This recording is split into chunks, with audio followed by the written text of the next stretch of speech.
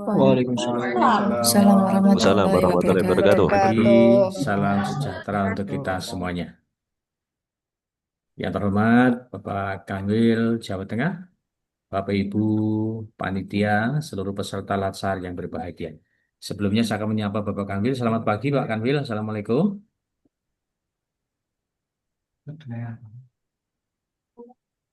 Assalamualaikum warahmatullahi wabarakatuh. Siap. Ya. Baik Bapak Ibu, akan kami izinkan untuk memperkenalkan secara singkat profil dari narasumber yang akan hadir bersama kita pada materi muatan teknis substansi lembaga.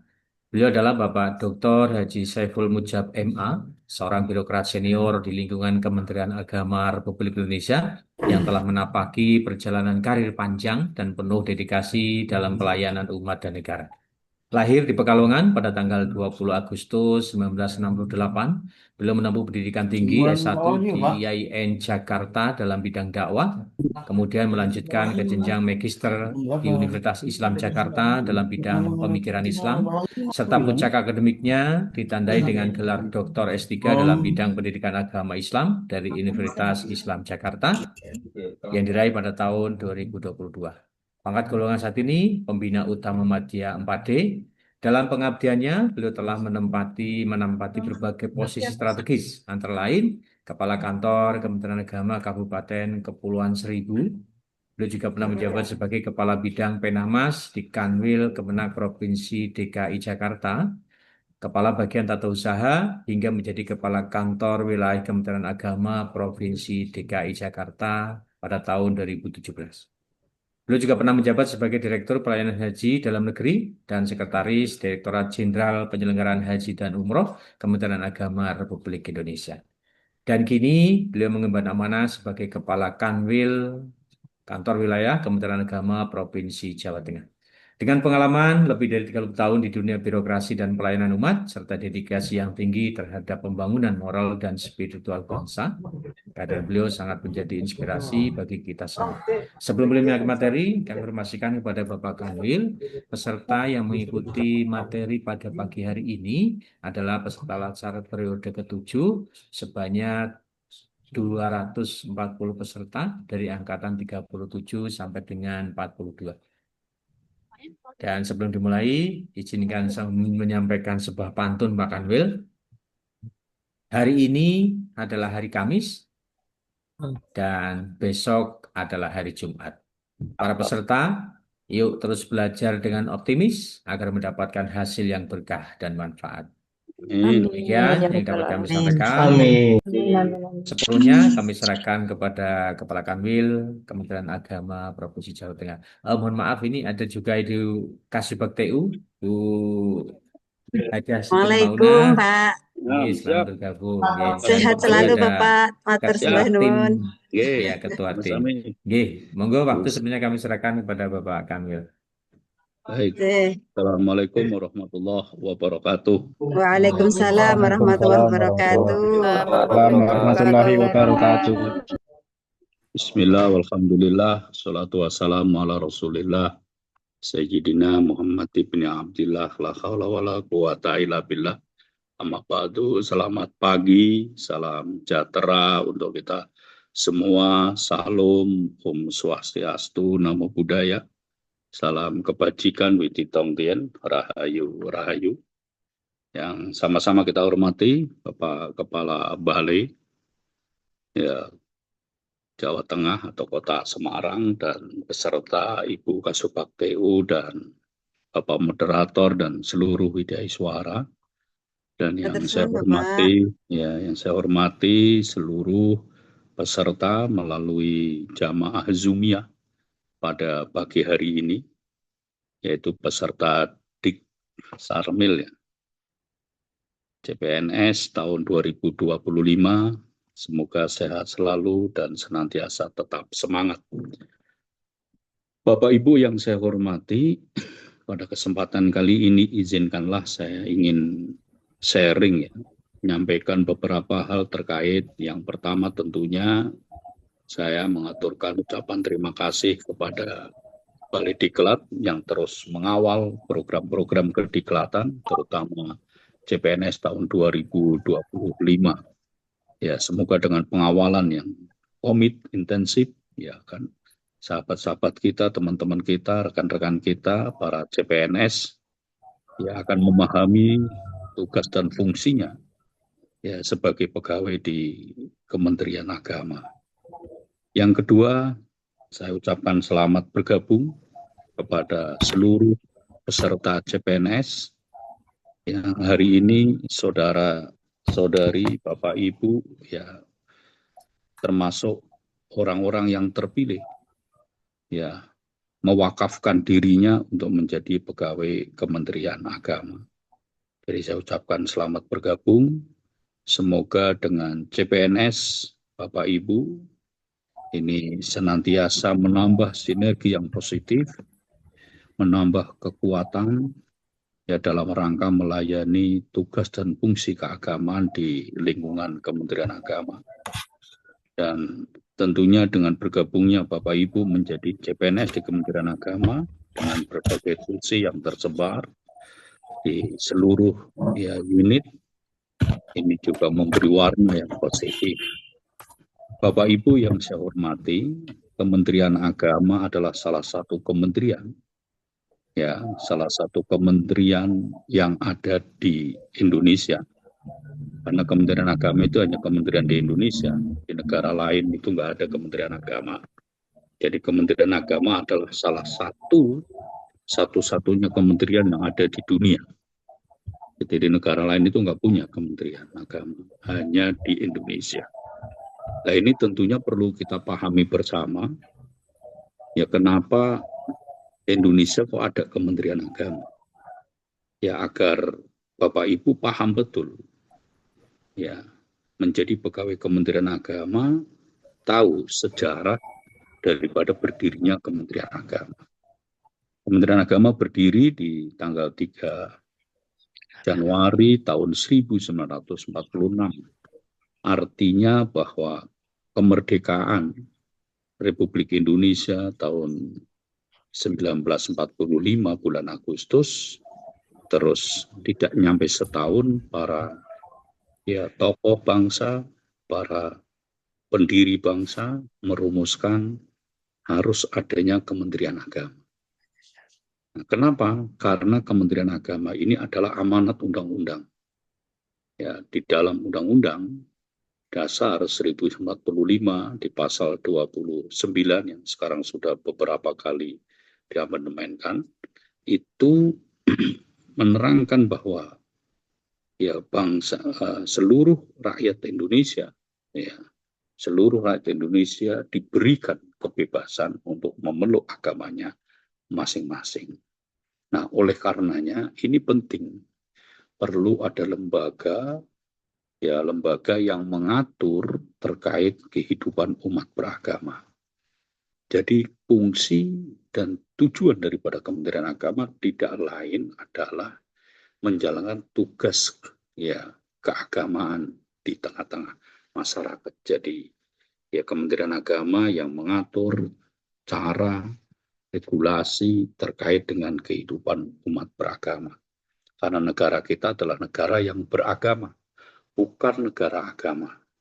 Tapi negara yang beragama artinya bahwa seluruh penduduk Indonesia wajib memiliki agama.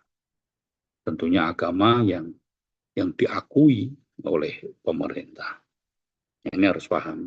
Jadi tujuan Kementerian Agama berdiri tidak lain untuk mengatur kehidupan umat beragama dari Sabang sampai Merauke. Kita memahami betul bahwa ya negara kita kaya, 17.000 pulau lebih, ya terus yang kedua banyak suku, banyak ras, dan bahkan banyak agama. Nah, kalau tidak ada Kementerian Agama, tidak ada yang mengatur, kita bisa membayangkan. Nah, ada regulasi terkait agama, semua orang bisa bertindak atas nama agama.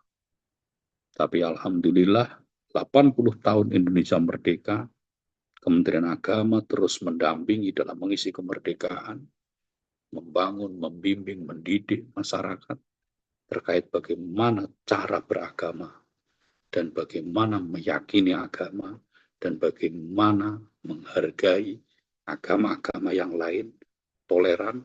Nah, alhamdulillah sampai saat ini ya bangsa Indonesia kondusif, bangsa Indonesia ya kan aman, nyaman, dan bahkan Bapak Ibu yang perlu dicatat bahwa Indonesia menjadi negara laboratorium kerukunan umat beragama. Jadi negara-negara lain mengakui bahwa di Indonesia yang banyak pulau, banyak ras, banyak suku, bermacam-macam. Ya kalau dalam ayat Al-Qur'annya su'u bahwa qabaila, suku-suku wa qabaila lita'arrafu, untuk saling mengenal, saling mengetahui dan lain sebagainya, tapi tetap terkendali kerukunan. Ini sebuah kebanggaan kita, sebuah ya semangat kita bahwa kehidupan umat beragama terjamin di Indonesia rukun, sehingga Indonesia sering disebut sebagai negara laboratorium kerukunan umat beragama dan dicontoh oleh dunia-dunia. Bapak Ibu yang saya hormati, nah oleh karenanya kita harus memahami betul ya, jadi Bapak Ibu yang saat ini mulai bergabung dengan Kementerian Agama, niatkan betul bahwa Bapak Ibu nanti akan melaksanakan tusi keagamaan.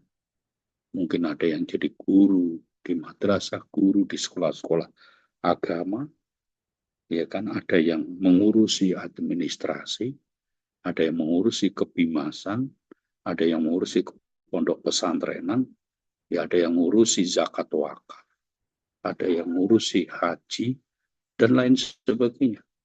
Ini semua adalah tusi agama. Ya, tusi agama agar kita betul-betul masyarakat kita menjadi masyarakat yang beragama. Pak Menteri memberikan amanat kepada kita bahwa kehadiran Kementerian Agama ini harus semakin mendekatkan masyarakat ke agama. Jangan sampai kehadiran Kementerian Agama membuat masyarakat jauh dari agama. Artinya kita tidak berhasil. Maka bagaimana kita bisa mendorong agar masyarakat semakin dekat dengan agama dan masyarakat semakin merasa meyakini agamanya, dia beragama dengan baik, beragama dengan benar, tapi dia juga hormat kepada yang lain, menghargai yang lain, memanusiakan manusia. Ini penting. Bapak Ibu yang saya hormati, maka ya dengan Bapak Ibu bergabung, ayo kita sama-sama samakan visi, samakan misi kita, mindset kita, culture set kita, satukan bahwa saya menjadi pegawai Kementerian Agama, saya ingin mewakafkan dirinya untuk kegiatan, ya untuk bertugas menjalankan fungsi keagamaan. Kalau saya sering sebut, kita semua itu nanti menjalankan tugas kerasulan, tugas kenabian, karena yang kita urus adalah masalah kehidupan beragama yang berefek tentunya bukan sekedar di dunia, tapi ilal akhirat.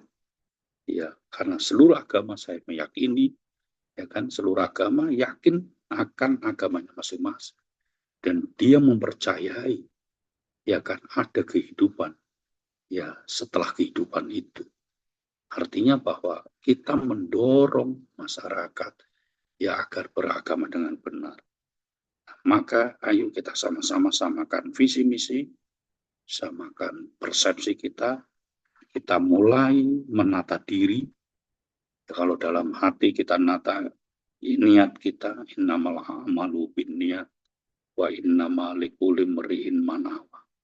Niat kita harus lurus, benar. Kalau di dalam ya visi misi kita harus mindset dan culture set kita sama, pola pikir kita, budaya kerja kita sama. Kita samakan satu frekuensi agar kita dalam mewakafkan dirinya, kita menjadi ASN di Kementerian Agama, ada satu titik yang sama-sama menjalankan tugas fungsi kerasulan, fungsi kenabian untuk mewujudkan masyarakat yang beragama dengan baik dan benar. Bapak Ibu yang saya hormati, oleh karenanya ada 5 budaya kerja di Kementerian Agama. Ini kita harus paham, ada 5 budaya kerja Kementerian Agama.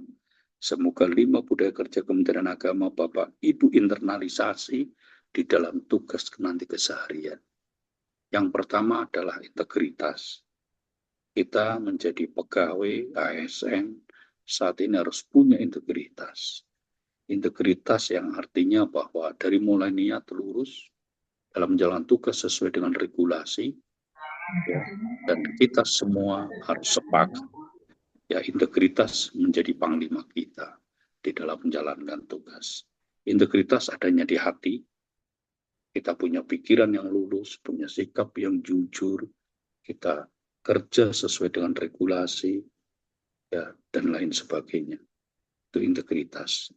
Nah, maka budaya pertama Kementerian Agama, 5 budaya kerja adalah menempatkan integritas.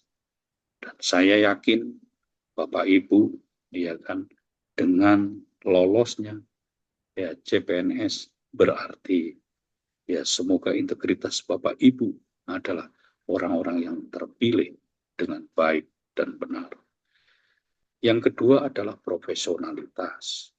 Nanti dalam hal kita menjalankan tusinya, baik tusi di administrasi sebagai fasilitatif maupun tusi ya di Bimas Islam maupun tusi di pendidikan agama, tusi kepenyuluhan, tusi kepenghuluan, tusi yang lain-lain, ya kan? Ini semoga di dalam jalan tugas adalah profesionalitas. Profesionalitas itu berarti, ya kan, berarti kita menjalankan tugasnya dengan benar, menjalankan tugasnya tuntas, menjalankan tugasnya ya sesuai ya dengan regulasi. Maka lambang profesionalitas adalah seperti ini. Ya bundar bulat itu lambang profesionalitas. Kalau tadi integritas, sekarang profesionalitas. Artinya kayak lingkaran yang bertemu. Jadi kalau kita diberikan tugas oleh pimpinan, itu jelas titik komanya. Contoh, kalau kita suruh rapat, kita akan membuat laporan. Kita akan hadir, kita akan membuat laporan, rapat dipimpin oleh siapa yang berpendapat, siapa yang memimpin, terus sampai kesimpulan akhir, terus tugas kita apa. Kita disuruh, ya tugas-tugas yang lain jelas, ada titik komanya. Profesional. Ya, jangan sampai ya, disuruh rapat nggak pernah laporan, disuruh membuat surat tidak pernah selesai dan lain sebagainya, itu artinya tidak profesionalitas. Nah, profesionalitas kita bekerja ya kan termuat dalam waktu, terus kita bekerja tepat sasaran, tepat kerja, tepat hasil ya kan, dan semuanya itu jadi profesionalitas. Bagaimana? Coba nanti kita pelajari apa sih profesionalitas. Jadi guru harus profesionalitas. Dia dalam merancang, ya kan, RKP-nya, RPP-nya dirancang, muatannya jelas, gimana metode apa, sama. Kita di penyuluh juga profesionalitas. Kita akan memberikan kepenyuluhan, akan memberikan edukasi masyarakat, akan memberikan advokasi masyarakat. Ya, semua. Guru profesionalitas 4 punya kompetensi pedagogi, kompetensi profesionalitas, kompetensi sosial, kompetensi kepribadian, semua ini profesionalitas kita dituntut. Di era saat ini kita dalam tugas harus profesionalitas, ya kan? Nah ini profesionalitas, ini yang kedua ya. Yang ketiga inovasi, ini inovasi. Artinya apa? Kita menunjuk kepada pemikiran kita. Kita sebagai makhluk yang sempurna diberikan akal pikiran. Maka inovasi bagaimana kita memberikan ya kan layanan-layanan yang baik dan kita merubah dari yang baik menjadi lebih baik, yang dari tidak baik menjadi baik. Dalam layanan kita selalu berinovasi. Inovasi ini adalah perubahan. Perubahan inilah yang abadi. Karena kita selalu berubah-ubah. Nah, oleh karena kita mempertahankan yang bagus, tapi mengembangkan yang lebih bagus. Ini inovasi. Nah, Bapak Ibu, saya yakin di antara Bapak Ibu ada yang punya ahli IT, ada yang punya ya skill yang lain. Nah, coba nanti berinovasi di dalam menjalankan tugasnya. Ya, kalau ahli IT kita bisa membuat aplikasi. Sekarang banyak di kantor-kantor yang sudah ada aplikasi layanan. Bahkan sekarang layanan itu sudah berbasis IT. Ya, hal-hal layanan yang sudah tidak perlu bertemu nggak usah langsung. Nah, ini kan inovasi. Ya, gerakan-gerakan. Nanti kalau menjadi penghulu punya inovasi, bagaimana ya mendesain soscatennya, ya kursus calon pengantin agar calon pengantin nggak jenuh, ya ya tatkala diberikan bimbingan. Kalau haji bagaimana mendesain manasik, kalau guru bagaimana memberikan metode anak-anak ya agar tidak jenuh. Metodenya bukan hanya ceramah, ya mendengarkan apa dan tapi ada beberapa hal yang perlu dikembangkan, termasuk dalam hal layanan-layanan, ya menyelesaikan konflik. Nanti Bapak Ibu kalau di tengah-tengah masyarakat ada masalah mendirikan tempat ibadah, ya temu ormas dan sebagainya, punya cara-cara inovasi untuk menyelesaikan tugas dan fungsi. Ya, di samping mengembangkan hal-hal yang tentunya lebih positif. Dan yang keempat adalah tanggung jawab. Ya, tanggung jawab. Ya, tanggung jawab nih, tanggung jawab. Kita punya tanggung jawab sebagai ASN. Tadi kita punya tanggung jawab. Tanggung jawab apa? Ya, tanggung jawab sesuai dengan regulasi. Kita sebagai ASN punya tanggung jawab. Tanggung jawab kepada diri kita di dalam menyalakan TUS-nya, karena bekerja pasti ada resiko. Ingat, bekerja itu ada resiko. Kita harus bertanggung jawab. Tidak selamanya bekerja itu akan nyaman. Tidak selamanya bekerja itu akan enak. Ada resiko dan tantangan. Nah, ini kita harus bisa bertanggung jawab. Apa yang kita lakukan, kita bertanggung jawab. Secara pribadi, secara kelompok, lembaga, dan yang terakhir tentunya ya bertanggung jawab kepada Tuhan yang Maha Esa, Allah Subhanahu wa Ta'ala. Jadi ada tanggung jawab. Jadi kita kerja tidak seenaknya. Ada regulasi apa? Karena kita akan diminta bertanggung jawab. Dan yang kelima adalah teladan. Memberikan keteladanan. Nah, saya ingin kita semua bagian yang tidak terpisahkan di dalam Kementerian Agama memberikan warna yang positif, baik di lingkungan kecil, lingkungan besar, maupun di tengah-tengah masyarakat dengan penuh keteladanan. Ya, tadi, ada pegawai Kementerian Agama, itu menjadi simbol-simbol di tengah-tengah masyarakat. Para leluhur kita aktif, ya di tengah-tengah masyarakat, bahkan orang tua kita sudah pensiun, masih banyak yang berkiprah di masyarakat, ada menjadi ketua MUI, ketua tokoh agama, dan lain sebagainya. Ini kan luar biasa. Artinya, ya keteladanan harus kita terbangun sejak kita menjadi ASN. Bapak Ibu yang saya hormati, itulah 5 budaya kerja sebagai pegawai Kementerian Agama: integritas, profesionalitas, inovasi, tanggung jawab, dan keteladanan. Ini harus menjadi ruh kita di dalam menjalankan tugas dan fungsi kita sebagai ASN di Kementerian Agama dengan berbagai, tentunya dengan berbagai tusinya. Ayo kita menjadi baju kita. Jadi itu menjadi baju kita untuk menjalankan tugas, yaitu dengan 5 budaya kerja. Bapak Ibu yang saya hormati, di Kementerian Agama kan ada beberapa. Kalau kita melihat dari struktur Kementerian Agama, dari mulai Pak Menteri, Pak Wamen, ada Sekjen, nanti ya kan. Nah, Sekjen, terus ada Dirjen-Dirjen. Nah, sekarang ada Dirjen itu, ada Dirjen Pendidikan Agama Islam, terus ada Dirjen Bimas Islam, ada dirjen penyelenggara haji dan umroh, ya kan. Terus ada dirjen-dirjen yang lain, dirjen Kristen, dirjen Katolik, dirjen Hindu, dirjen Buddha, ya itu juga ada. Nanti ada irjen, Direktorat Jenderalnya sebagai pengawas. Nah, ini kan semua. Nah, nanti di masing-masing dirjen ada sekretaris, ada direktur-direktur. Ya. Nah, baru nanti tingkat ke bawahnya ada kanwil, di kanwil ada kapak TU, ada para kabit, ya kan. Nanti katim-katim. Nah, baru ke bawah lagi itu adalah Kamenak Kota dan Kabupaten. Ya, di Kamenak ada kepala Kamenak, ada Kasubag TU, terus para kasih penyelenggara. Ya, kalau di kanwil pembimas, tapi kalau di tingkat kota adalah penyelenggara. Di kanwil ada Bimas Katolik, Bimas Kristen, Bimas Buddha, dan lain sebagainya. Di bawah ada penyelenggara, ya kan, Kristen, dan ada penyelenggara zakat wakaf. Terus turun lagi ke bawah ada KUA. Nah, ada KUA. Nah, tinggal nanti Bapak Ibu tugasnya di mana?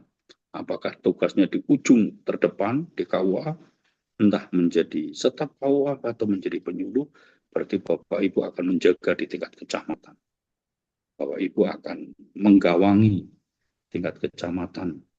Nanti ada penyuluh, ada penilai gitu di tingkat kecamatan yang mengawal fungsi keagamaan dan lintas sektoral, kerjasama dengan kecamatan, kerjasama dengan ormas-ormas tingkat kecamatan, dan lain sebagainya.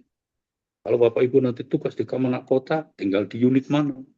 Apa di unit ya Pemat pendidikan, atau unit PAIS, pendidikan agama Islam, atau mungkin di pembina atau di penyelenggara Kristen atau Katolik dan lain sebagainya. Kalau Bapak di tingkat kanwil, berarti nanti Bapak akan di bidang atau di sekretariat atau di pembimas atau institusi itulah. Oleh karenanya saya hanya minta betul pada Bapak Ibu, setelah kita mindset dan culture setnya sama, kita memahami tugas fungsi sebagai Kementerian Agama, ayo di dalam menjalankan tugasnya kita mengawal dengan baju. Bajunya adalah baju ya 5 budaya kerja untuk tugas.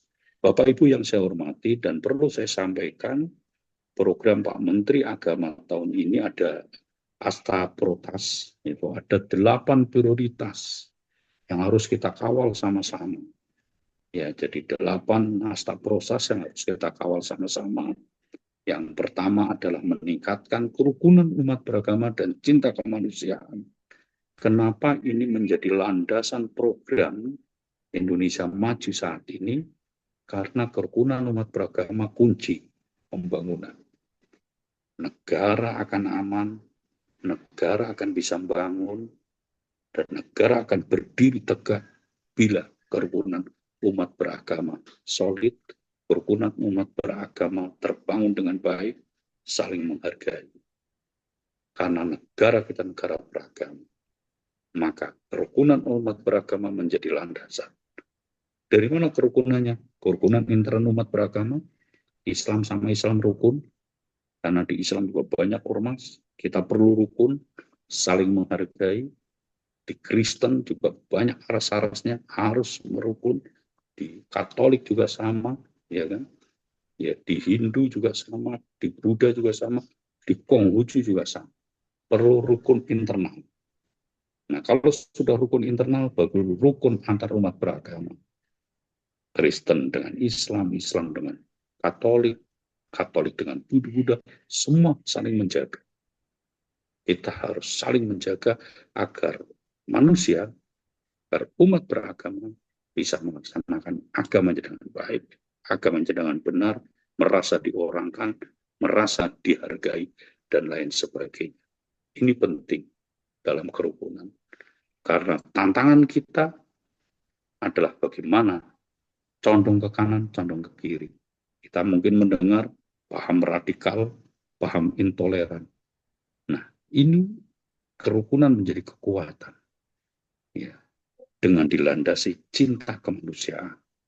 Makanya tadi disebutkan landasannya adalah kerukunan, meningkatkan kerukunan umat beragama dan cinta terhadap sesama manusia. Ini penting.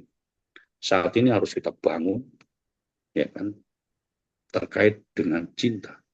Karena cinta ini adalah dasar kehidupan. Ya. Nah, ini perlu kita bangun agar kita saling di era global, karena saat ini kita memasuki era global, era informasi. Ya, kita kadang-kala hidup di dua alam, ada alam maya, ada alam nyata. Kita sering berselancar di dunia maya tanpa mikir kanan kiri, kadang bisa berjam-jam. Nah, ini perlu kita tumbuhkan cinta kemanusiaan untuk saling menghargai, saling memiliki dan dimiliki. Karena kalau kita tidak mengawal itu, di era global cenderung kepada individualis, gue lolo, kalau bahasa orang sana, Jakarta, cuek bebek, dan lain sebagainya. Nah, ini penting membangun. Jadi tatkala kita berada di lingkungan, jadi kita bangun kebersamaan dan cinta kepada manusia. Dan bahkan sekarang Pak Menteri mendorong ada kurikulum berbasis cinta. Artinya menanamkan anak didik kita cinta kepada Allah, cinta kepada Rasul, cinta kepada sesama, cinta kepada lingkungan, cinta kepada diri sendiri. Ini penting, ya kan, agar menumbuhkan anak didik yang berkarakter. Jadi yang pertama meningkatkan kerukunan umat beragama, termasuk kita dorong moderasi beragamanya, bagaimana cara beragama yang benar.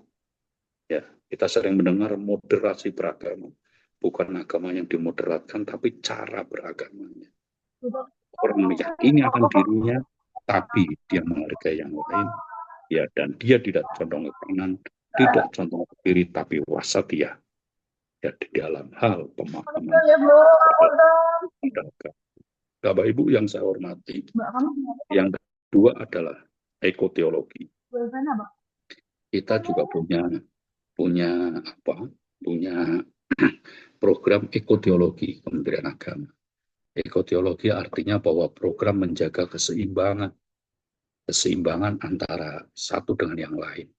Kita harus bisa seimbang dengan lingkungan, seimbang dengan alam.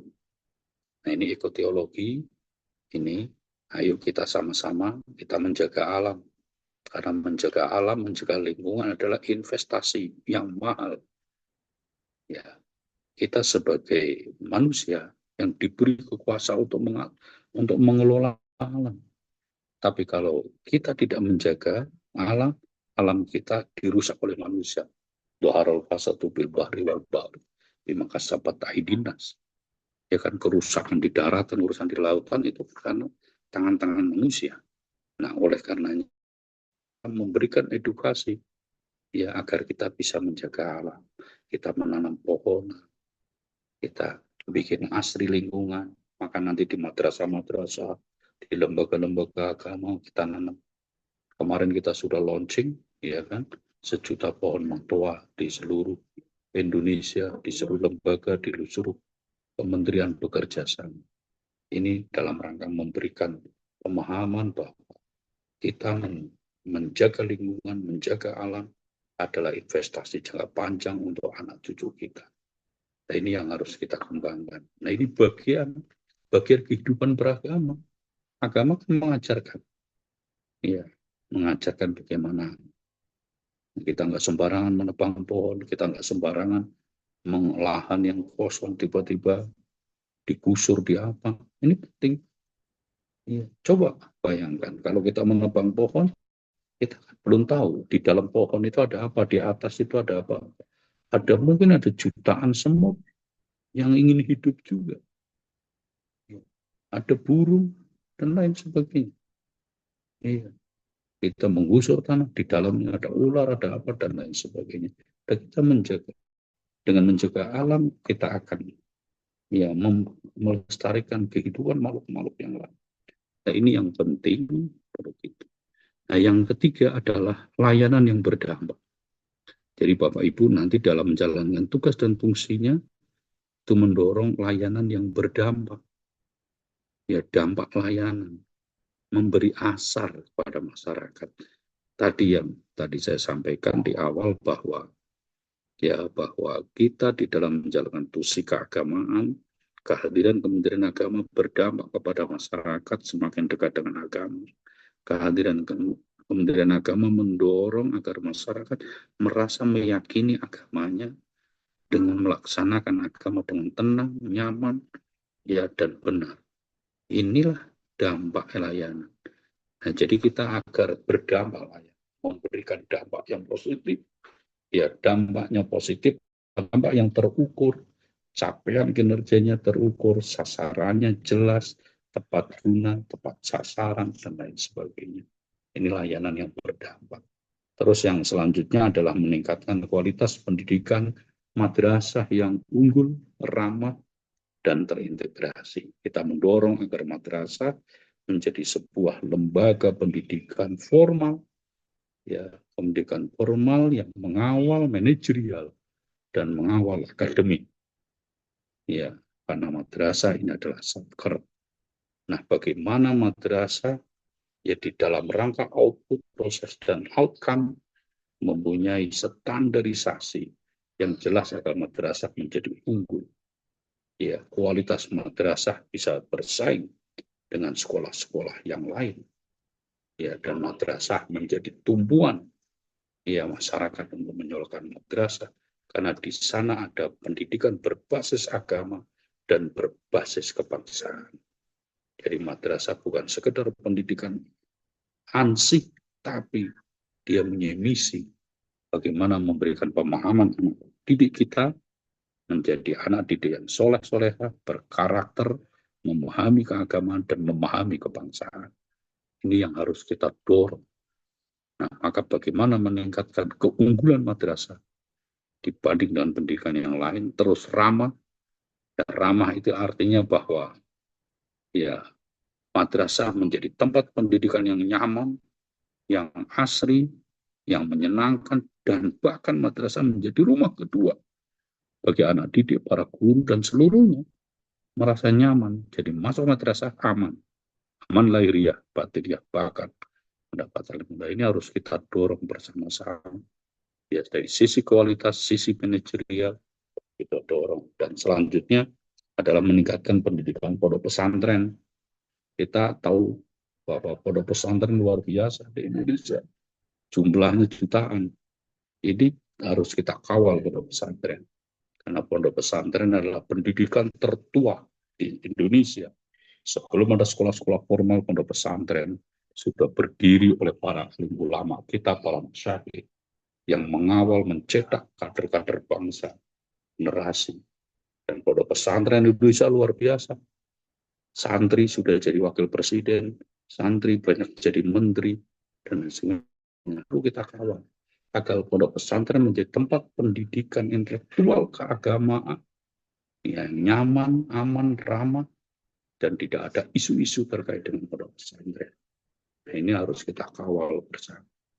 Ya, jadi supaya bisa melahirkan ya anak-anak kita yang menjadi kader-kader bangsa di pondok pesantren.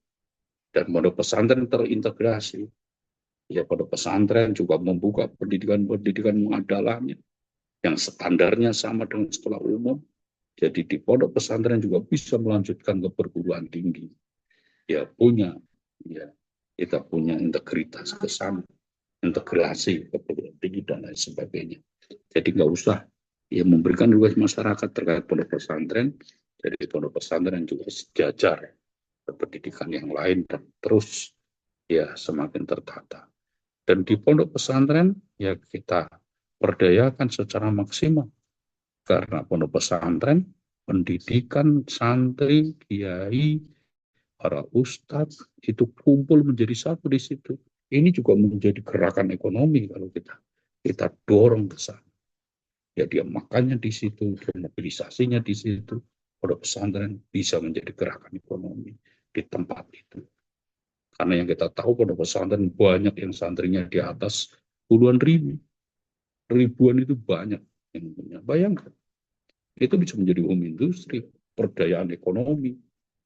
Ya kan? Nah, ini yang terus kita perlu dikembangkan.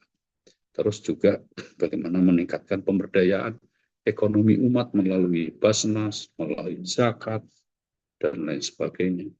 Zakat kita potensial sekali. para penyuluh nanti memberikan edukasi literasi kepada ya masyarakat, para dai, para lembaga pimpinan, agar masyarakat menyadari akan pentingnya zakat, karena zakat adalah kewajiban yang tidak boleh tertinggalkan bagi orang yang sudah wajib zakat. Nah, ini nanti diberi edukasi.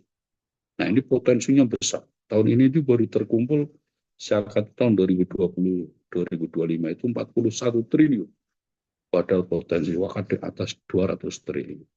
Artinya masih banyak masyarakat kita, para mustahik, para muzaki, ya, yang belum sadar akan zakat. Kita punya, ya, nah kita bisa membangun kolaborasi dengan Basnas, dengan LAS, dengan UPZ, ya bagaimana memberikan literasi edukasi masyarakat agar zakat ya kan menjadi satu langkah yang positif untuk perdayaan ekonomi. 8 asnaf yang dikelola, ya OPZ dikelola oleh Basnas bisa terjabarkan bagaimana memberikan modal, memberikan sabilillah dan lain sebagainya. Ini luas sekali. Wakaf, ya kan? Kita kenal wakaf uang, kita kenal wakaf produktif. Jadi wakaf ke depan tidak berhenti hanya di musola, berhenti di kuburan, makam, atau berhenti untuk madrasah, tapi tanah wakaf bisa diproduktifkan. Coba bayangkan kalau kita punya tanah wakaf pinggir jalan, kita bangun, ya bangun ruko, kita bangun hotel, kita bangun apa, ya kita kelola dengan profesional. Pemberdayaan itu bisa untuk memberdayakan ekonomi, termasuk wakaf uang dan lain sebagainya. Jadi berani program. Terus yang selanjutnya adalah kawal haji. Ya kemarin kita mengawal penyelenggaraan ibadah haji. Ya ini ya dan kita paham semua bahwa penyelenggaraan ibadah haji kemungkinan besar di tahun 2026 beralih ke badan penyelenggara haji yang selama 75 tahun ya telah ya dikawal oleh Kementerian Agama.